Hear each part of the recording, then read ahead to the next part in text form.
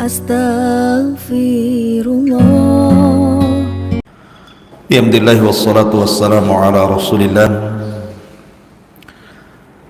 wa ala alihi wa sahbihi wa mawalah wa la hawla wa la quwata illa billahi wa ba'du.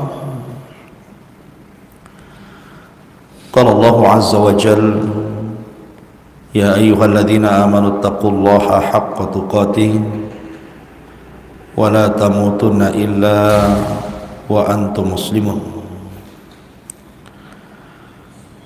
Wa qala sallallahu alaihi wasallam fa in asdaqal hadithi kitabullah wa khairal huda huda Muhammadin sallallahu alaihi wasallam wa syarrul umuri muhdatsatuha wa kullu muhdatsatin bid'ah wa kullu bid'atin dhalalah wa kullu dhalalatin finnar. Ajaranillahu wa iyyakum minal bidai wad dhalalati wan nar. Ma'asyiral muslimin yang dimuliakan Allah Subhanahu wa taala. Insyaallah di pagi hari ini kita akan membahas kitab Arba'in Nawawi karya besar Abu Zakaria atau dikenal dengan Yahya ibn Sharaf atau dikenal dengan An-Nawawi Asy-Syafi'i rahimahullahu ta'ala. Jadi kunyahnya Abu Zakaria, namanya Yahya ibn Sharaf, dan karena berasal dari Nawa makanya beliau disebut Al-Imam An-Nawawi. Dia seorang muhaddis faqih lughawi, jadi pakar hadis, pakar fikih, dan juga seorang ahli bahasa. Bahkan dia salah satu dari tokoh yang sangat luar biasa khususnya di dalam madhab Syafi'i. Jadi fatwa-fatwa Imam Nawawi ini diperhitungkan dalam madhab Syafi'i, dan banyak karya beliau yang menjadikan rujukan baik para ulama setelahnya, baik dalam bidang fikih, dalam bidang hadis, dalam bidang bahasa, dan funun yang lainnya, sehingga karya-karyanya itu sangat berkah seperti Riyadhus Shalihin, Al-Adhkar, Minhajut Talibin, dan juga salah satu kitab yang kita akan bahas adalah Arba'in An-Nawawi. Sebenarnya para ulama ketika mengumpulkan hadis Nabi sallallahu alaihi wasallam, 40 hadis itu bukan Imam Nawawi saja, banyak, dimulai daripada Abdullah ibn Mubarak dan diakhiri dengan Al-Imam Al-Baihaqi rahimahullahu ta'ala.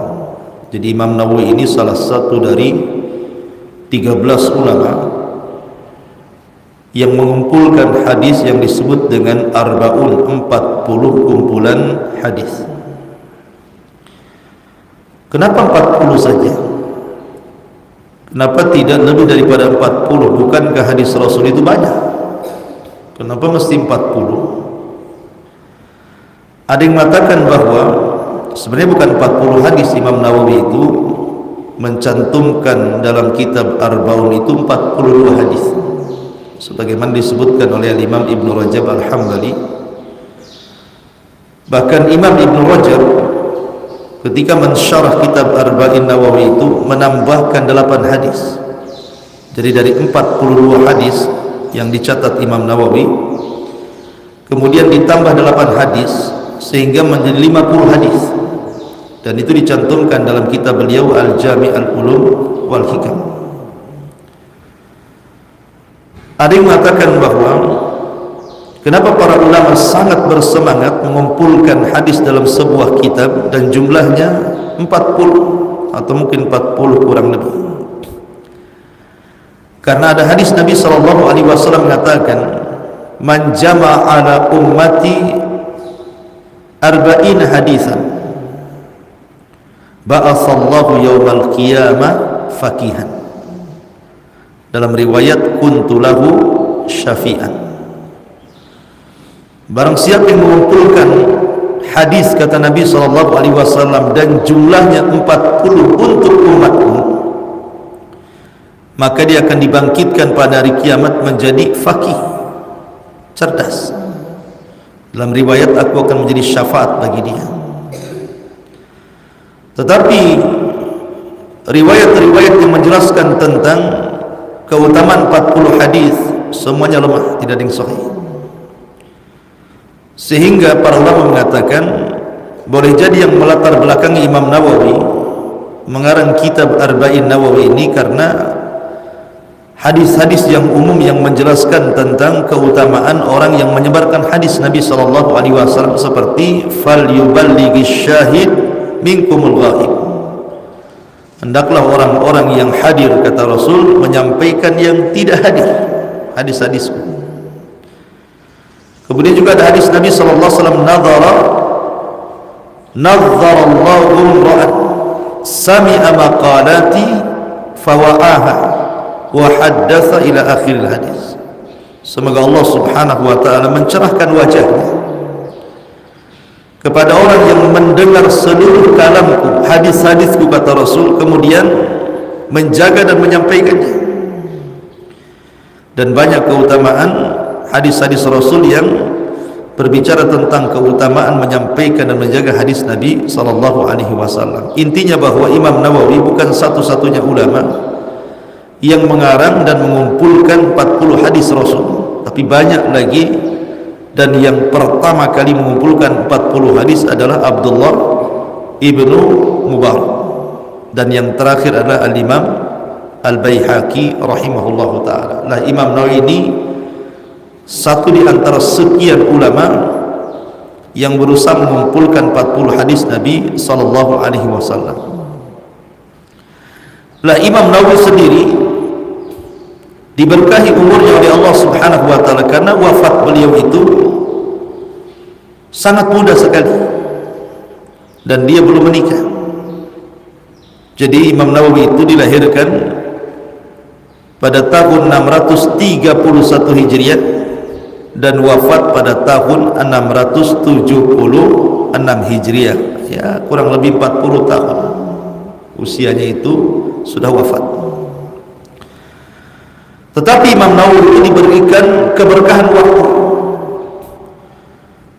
Jadi dengan usia yang sangat muda beliau meninggal, dan dengan karya yang sangat besar dan banyak, seolah-olah waktu bagi Imam Nawawi itu satu hari dipanjangkan bagi dia.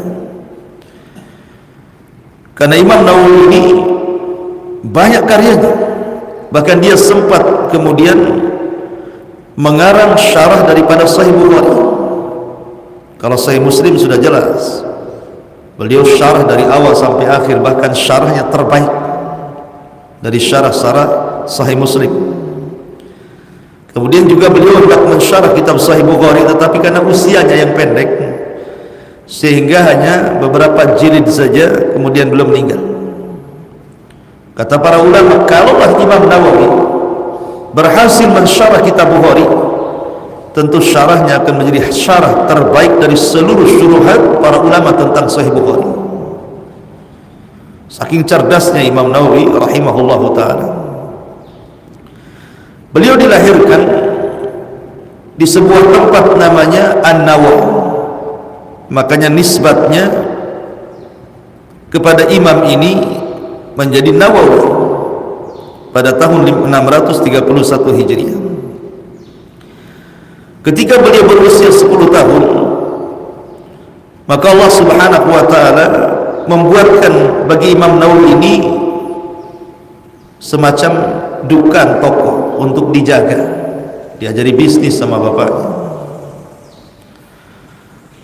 Akhirnya beliau pun merawat toko tersebut, tapi karena kecintaannya kepada ilmu, terutama Al-Quran di masa kecil dan juga menghafalnya, beliau tidak terlalu menyibukkan diri untuk belajar bisnis, tapi beliau malah kemudian menghafal Quran di waktu ketika usianya belum balik. Kemudian beliau belajar kepada ulama tempatan sampai usia 18 tahun. Nah, di usia 18 tahun inilah mulailah dia rihlah. Biasa kebiasaan para ulama, rihlah. Safar ke sana kemari hanya untuk bertalabul ilmi, dan yang pertama kali rihlah beliau meninggalkan Nawa kemudian ke Damaskus. Di Damaskus inilah Imam Nawawi rahimahullah ta'ala kemudian bermulazamah kepada seorang mufti yang ada di Syam, namanya Abdurrahman Ibn Ibrahim Al-Farazi rahimahullah ta'ala. Dari beliaulah beliau mendapatkan banyak pengetahuan dan juga dari ulama-ulama yang lainnya. Ma'asyiral muslimin yang dimuliakan Allah subhanahu wa ta'ala, setelah kemudian beliau safar ke Damaskus dan belajar kepada banyak para ulama di Damaskus, maka kemudian ketika usianya sudah 28 tahun, artinya lama ya di Damaskus kan, karena dari 18 tahun sampai ke 28 tahun, berarti berapa tahun di Damaskus? 10 tahun. Belajar 10 tahun di Damaskus sampai usianya 28 tahun. Maka kemudian dia pun hendak haji dari Damaskus ini berangkat ke Mekah. Maka beliau pun melaksanakan haji, kemudian disempatkan berziarah ke kuburan Imam Syafi'i. Kemudian setelah berziarah kepada kuburan Imam Syafi'i, karena bagaimanapun dia pengagum Imam Syafi'i dan banyak mewarisi pendapat-pendapat Imam Syafi'i, sehingga dia menjadi Syafi'iyul madhab. Jadi madhab Imam Nawawi itu madhab Syafi'i. Makanya orang yang mendalami madhab Syafi'i, maka pendapat Imam Nawawi ini selalu pendapat yang diunggulkan dari pendapat-pendapat Syafi'i, mengacu kepada pendapat Imam Nawawi. Walaupun sekali lagi banyak pendapat beliau yang berseberangan dengan Imam Syafi'i, tetapi secara umum madhab beliau adalah Syafi'iyul madhab. Beliau bermadhab Syafi'i. Dan kemudian setelah kemudian pulang dan menetap di kampungnya gitu, maka bolehlah beliau mengajar dan menulis. Maka dari situlah kemudian, karena beliau memang disukakan dengan hadis Nabi sallallahu alaihi wasallam, kemudian beliau mempelajari banyak hadis-hadis Rasul dari karya-karya Imam Bukhari, Imam Muslim, Sunan Abi Dawud, Tirmidzi, Nasa'i, Muwatta Imam Malik, Musnad Syafi'i, Musnad Ahmad, Darimi, Abi Awanah, dan begitu seterusnya. Akhirnya beliau menguasai ilmu hadis, dan sejak itulah maka Imam Nawawi rahimahullah ta'ala banyak mengarang kitab-kitab hadis dan mensyarahnya. Salah satunya syarah yang masyhur adalah syarah Sahih Muslim. Itu syarah terbaik Imam Nawawi. Dan berusaha mensyarah Sahih Bukhari tapi tidak selesai. Dan karya-karyanya berkah, ikhwan. Hampir semua pesantren satu dunia, bukan di Indonesia saja, satu dunia, di pesantren-pesantren Islam, kitab Imam Nawawi itu menjadi kitab rujukan para ulama. Bahkan kitabnya adalah kitab terbanyak yang dicetak setelah Al-Quran. Kitab Imam Nawawi ini, kitabnya adalah kitab terbanyak yang dicetak oleh percetakan setelah Al-Quran. Makanya hampir di semua ma'had, di semua pesantren itu, mereka mempelajari kitab Arba'in Nawawi, kitab Riyadhus Shalihin, kitab Al-Adhkar, dan begitu seterusnya. Jadi memang berkah luar biasa. Padahal sebenarnya ulama-ulama yang jauh lebih terkenal, lebih cerdas banyak, tetapi memang Allah berikan keberkahan waktu kepada Imam Nawawi dan keberkahan karya, sampai karyanya tidak habis di lekang zaman. Banyak orang yang merujuk kepada kitab-kitab beliau dan berusaha untuk mensyarah dan mempelajarinya. Makanya kitab yang kita akan pelajari, kitab Arba'in Nawawi ini tidak asing lagi, karena di semua pesantren dipelajari. Adapun madhab akidah beliau, memang beliau mengikuti akidah Al-Asy'ariyah. Secara akidah beliau mengikuti akidah Asy'ariyah, dan kitab yang sangat luar biasa adalah kitabnya Syarah Sahih Muslim. Tapi tidak panjang kita cerita Imam Nawawi, karena intinya kita masuk pada pembahasan hadis Arba'in An-Nawawi. Ma'asyiral muslimin yang dimuliakan Allah Azza wa Jalla, beliau ketika meletakkan hadis Arba'in 40 hadis, dan Ibnu Rajab mengatakan 42 kemudian ditambah menjadi 8 sehingga 50. Beliau ini tidak sembarang meletakkan hadis dalam kitab Arba'in ini, tetapi beliau meletakkan hadis-hadis yang setiap hadis keluar kaidah-kaidah, baik pada usuluddin ataupun pada furu', baik pada pondasi-pondasi agama atau cabang-cabangnya. Dan beliau berusaha mengumpulkan hadis-hadis ini secara sempurna, artinya seolah-olah Islam itu diglobalkan pada hadis Arba'in Nawawi. Karena hadis-hadis yang diletakkan oleh beliau ini mencakup masalah akidah, mencakup masalah hukum, mencakup masalah akhlak, dan itulah Islam secara keseluruhan. Bicara tentang akidah, bicara tentang ibadah, bicara tentang akhlak, dan semua terangkum dalam kitab Arba'in Nawawi itu. Makanya kenapa kitab ini menjadi rujukan gitu ya, karena mencakup seluruh Islam, dikumpulkan dalam 40 hadis atau 42 hadis Nabi sallallahu alaihi wa ala alihi wasallam. Baik, hadis yang pertama, an Amiril Mukminin Abi Hafsin Umar bin Khattab radhiyallahu anhu qala, sami'tu Rasulullah sallallahu alaihi wasallam yaqul, innamal a'malu binniyat wa innama likulli imri'in ma nawa, faman kanat hijratuhu ila Allah wa rasulih fahijratuhu ila Allah wa rasulih, wa man kanat hijratuhu lid-dunya yusibuha aw imra'atin yankihuha fahijratuhu ila ma hajara ilaihi. Alangkah indahnya antum kalau antum menghafal ya. Gimana kalau seandainya setiap kajian Arba'in Nawawi antum setoran ya. Jadi 40 pertemuan 40 hadis antum hafal. Jangan ganti hafalan tapi nambah hafalan. Kalau ganti hafalan innamal a'malu binniyat hafal, besoknya hadis Jibril yang innamal a'mal hilang, Jibrilnya yang hafal. Nah, ini namanya ganti hafalan. Tapi kalau diupayakan nambah hafalan ya. Jadi di sini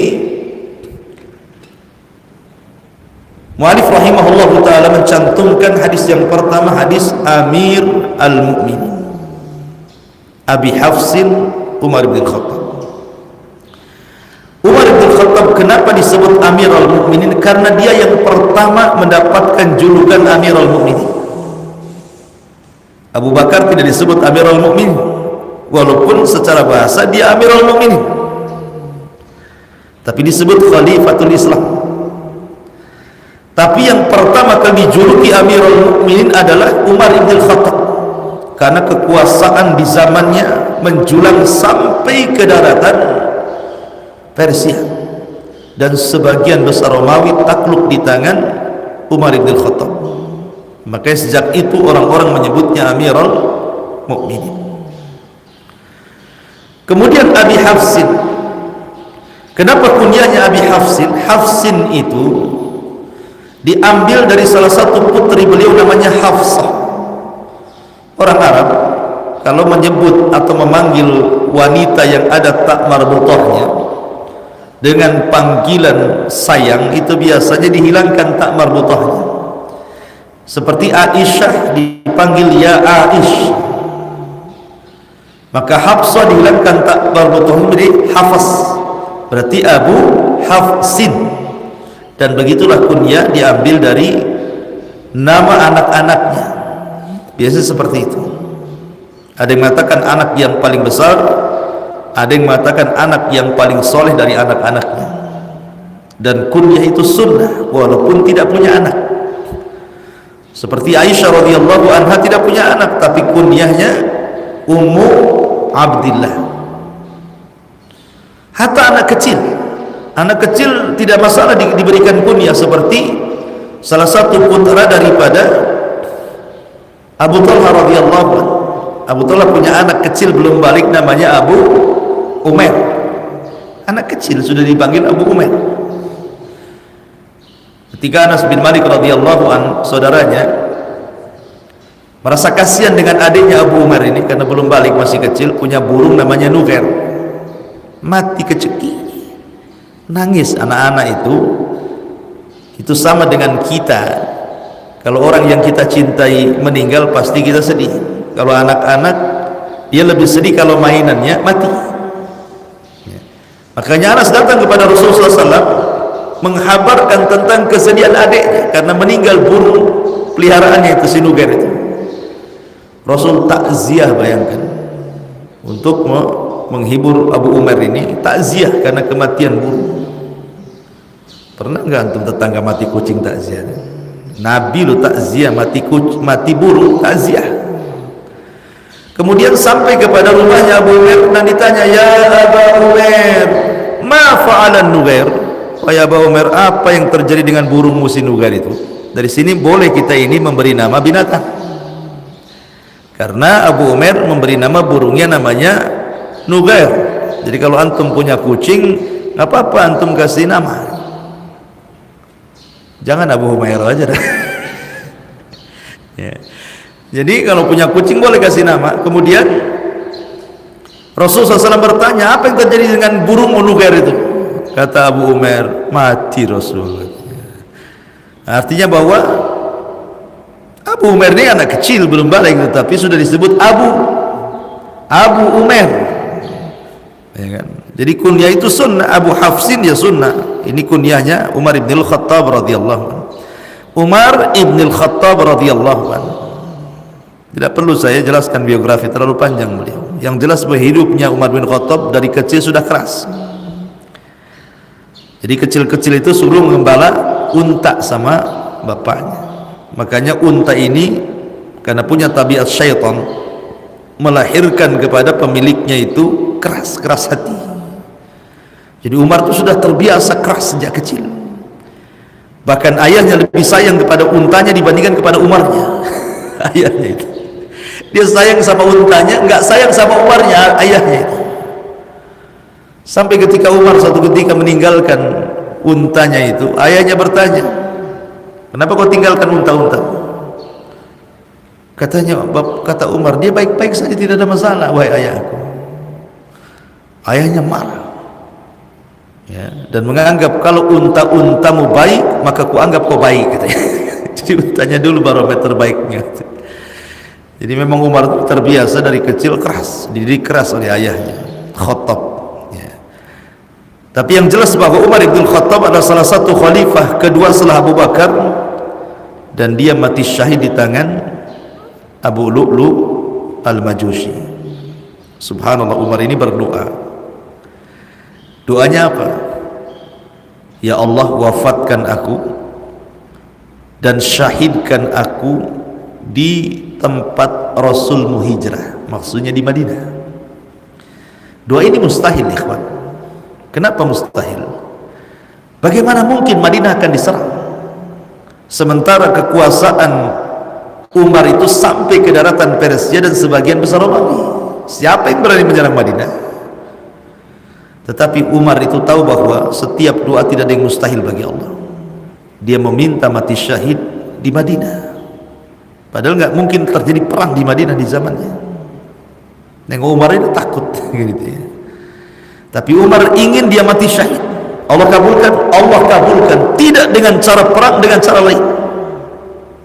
Mughirah bin Syu'bah itu punya budak namanya Abu Lu'lu'. Umar sudah melarang tidak boleh memasukkan orang kafir ke Madinah, itu undang-undang. Tetapi Mughirah bin Syu'bah ini karena juga sahabat Rasul, orang mulia, meminta kepada Umar untuk membawa pandai besinya, karena dia usaha pandai besi. Jadi di Persia itu ada orang namanya Abu Lu'lu', memang pakar pembuat pedang, panah, macam-macam pisau gitu ya. Akhirnya kemudian kononnya ingin mengambil pekerja yang profesional, tapi masalahnya agamanya bukan Muslim. Jadi Mughirah bin Syu'bah terus meminta Umar untuk mengizinkan membawa anak buahnya, pekerjanya. Pada awalnya Umar gak mau.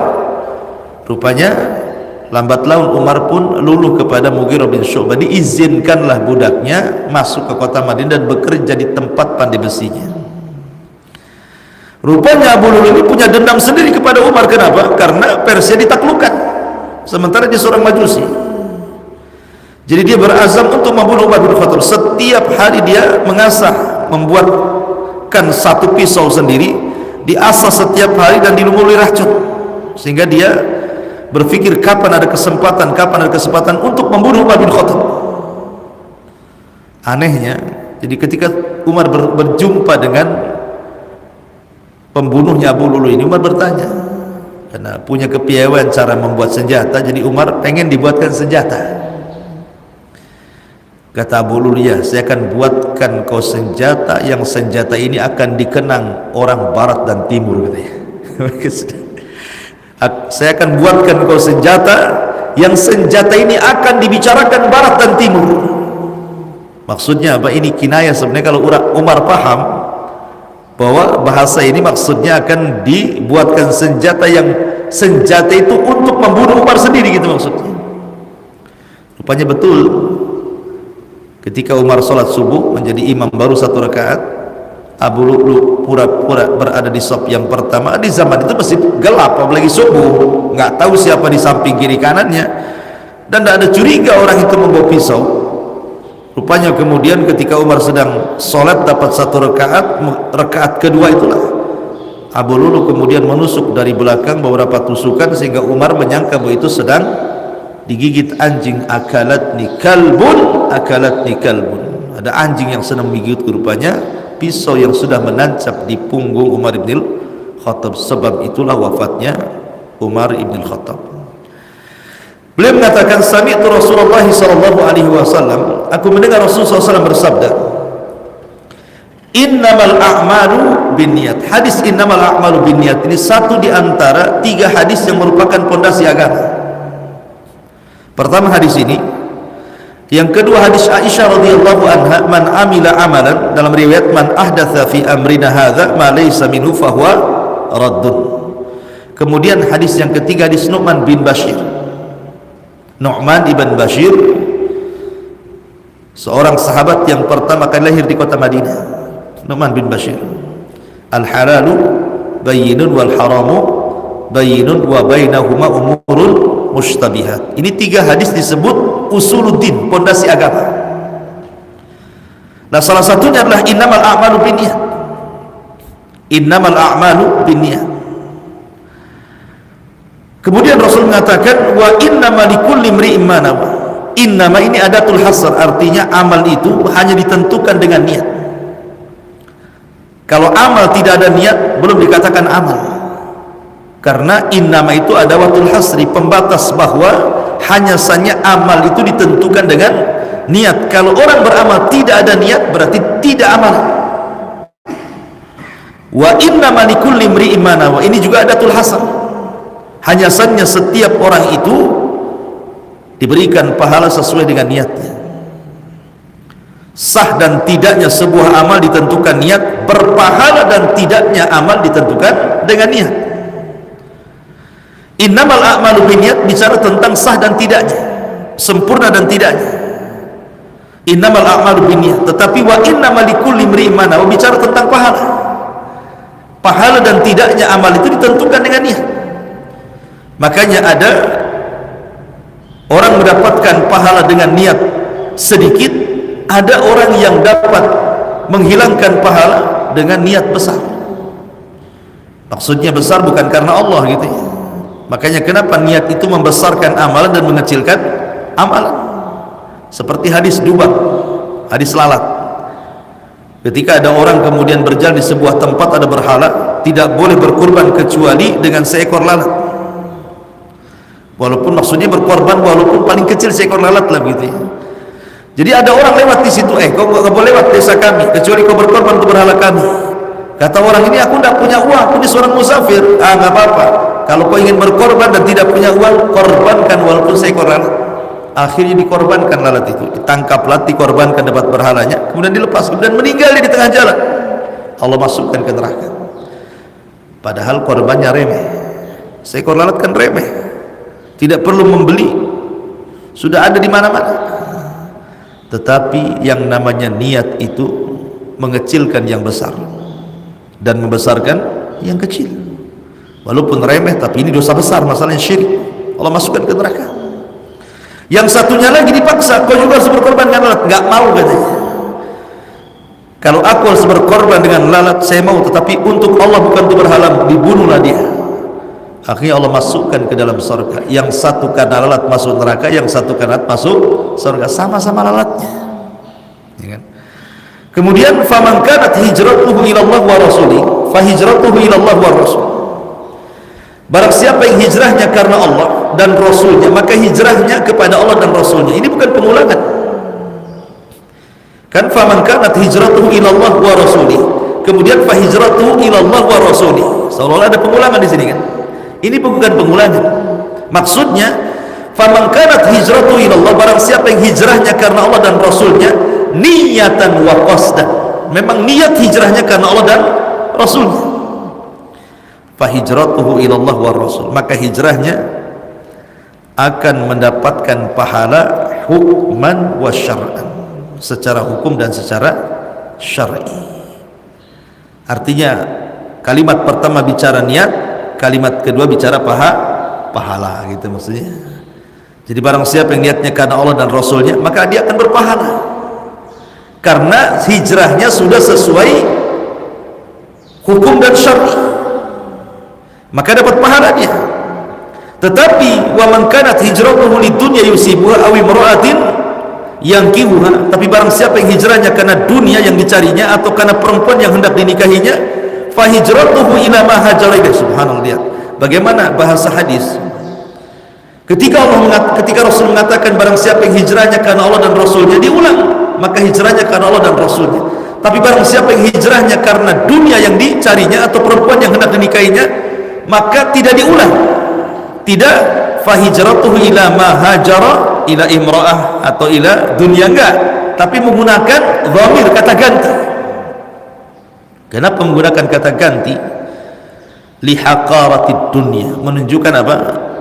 Menunjukkan hinanya dunia sehingga tidak disebut, pakai domir saja, hajara ilaihi. Tapi kalau di awal hijratu ila Allah wa rasul, disebut Allah dan Rasulnya. Tetapi yang kedua tidak disebut, hanya menggunakan domir ilaihi. Kenapa tidak disebut lihaqaratihi? Karena hinanya dunia itu, ngapain disebut gitu? Sudah payah-payah, capek-capek, tiba-tiba nggak dapat apa-apa gitu bahasanya gitu. Orang hijrah dari Mekah ke Madinah itu kan meregang nyawa ya istilahnya. Mereka yang hijrah itu ada yang tengah malam, ada yang sepertiga malam. Bagaimana tidak diketahui orang-orang Quraisy? Kemudian perjalanan yang jauh dari Mekah ke Madinah dengan berjalan kaki, tidak bawa apapun karena takut ketahuan. Tiba-tiba sampai di Madinah nggak dapat apa-apa ya. Jadi hinanya hijrah karena gini loh, asbab wurud. Kalau hadis kan asbab wurud, kalau Al-Quran asbab nuzul namanya. Ini cerita tentang Ibnu Qais, tentang seorang laki-laki namanya Ibnu Qais, Muhajir Ibnu Qais namanya. Dia suka dengan perempuan namanya Ummu Qais dan hendak meminangnya. Rupanya sebelum dipinang, Ummu Qais ikut hijrah ke Madinah, sehingga dia nyari-nyari kemana Ummu Qais ini, mau dipinang kok hilang. Rupanya sudah hijrah bersama para sahabat ke Madinah bersama keluarganya. Maka dia pun kecewa, akhirnya dia ingin mencari Ummu Qais di Madinah, maka dia melibatkan di dalam hijrah bersama para sahabat. Tapi niatnya bukan karena Allah dan Rasulnya, tapi karena ini mengejar Ummu Qais. Dari sinilah maka Rasul mengatakan, faman kanat hijratuhu lidunya yusubiha aw imra'atin yankihuha fa hijratuhu ila ma hajara. Karena dia hijrahnya hanya cari Ummu Qais, ya dapat Ummu Qais sajalah. Gitu maksudnya. Makanya penting niat itu. Niat itu pertama membedakan satu ibadah dengan ibadah yang lainnya. Antum masuk masjid, ada solat tahiyatul masjid, ada solat rawatib, ada solat sunnah wudu, semua 2 rakaat. Bagaimana cara membedakannya? Tahiyatul masjid 2 rakaat, rawatib 2 rakaat, sunnah wudu 2 rakaat. Untuk membedakan satu ibadah dengan ibadah yang lainnya dengan cara apa? Niat. Makanya niat itu membedakan satu ibadah dengan ibadah yang lainnya. Yang kedua, niat itu tamyiz bainal ibadati wal adat, membedakan mana ibadah, mana adat, kebiasaan. Contoh orang mandi junub dengan mandi biasa sama saja, tetapi yang membedakan mandi junub dan mandi biasa itu niat. Orang puasa karena tujuan diet gitu ya, dengan tujuan karena Allah, ya karena niatnya tadi. Jadi membedakan mana ibadah, mana yang bukan ibadah. Dan bagaimana orang mengikhlaskan niat. Siapa yang dari awal amalannya dia riya mahad, artinya riya saja, memang dari awal sudah riya, maka pahalanya tidak diterima. Walaupun di tengah dia ikhlas, di akhir dia ikhlas, karena di awalnya sudah riya. Dan itu menunjukkan hadis Rasulullah SAW tentang 3 orang yang beramal semuanya spektakuler. Yang satu mujahid, yang satu ahli sedekah, dengan hartanya dihabiskan untuk sedekah. Yang satu seorang muallimin nas khair, seorang yang pakar Quran, diajarkan Quran ke sana kemari. Tapi 3-tiganya masuk neraka. Karena ketika berjihad supaya manusia menganggap dia pahlawan. Yang satunya ketika dia bersedekah supaya menganggap manusia dia seorang dermawan. Yang satunya pakar Quran, dia mengajarkan Quran supaya manusia menganggap dia seorang qari'ul Quran. Masuk neraka. Kenapa? Karena dari awal sudah riya mahal, riya tok bahasa kitanya. Kemudian bagaimana kalau seandainya riya ini amalan karena Allah dengan amalan karena dunia? Maka ini ada 2 macam, amalan karena Allah dan karena dunia. Kalau dari awal sudah diserikatkan antara lillah walid dunya, lillah walid dunya, maka amalannya tertolak. Karena Rasul mengatakan, ana agna syuraka anis syirki man asyraka ma'i ghairi taraktuhu wa syirka. Saya, kata Rasul dalam hadis qudsi, Allah berfirman, saya adalah yang paling kaya dari sekutu-sekutu. Siapa yang menyekutukan aku dengan yang lainnya, aku tinggalkan dia dan sekutunya. Artinya kalau yang kemudian seseorang itu dalam satu waktu mensyirikatkan antara lillah dan lid dunya, maka ditolak. Tetapi beda dengan syaraka dan khalata. Tapi kalau hanya khalat itu artinya apa? Awalnya lillah, tetapi memasukkan lid dunya. Maksudnya begini, saya haji sekalian ingin beli emas untuk dijual lagi di sini. Saya jihad, ya kalau dapat ghanimah alhamdulillah, enggak juga enggak apa-apa, saya lillah.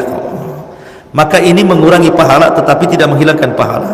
Hajinya sah tetapi kurang karena ada niat jual beli. Jihadnya sah tapi kurang pahalanya karena ada niat mendapatkan harta ghanimah.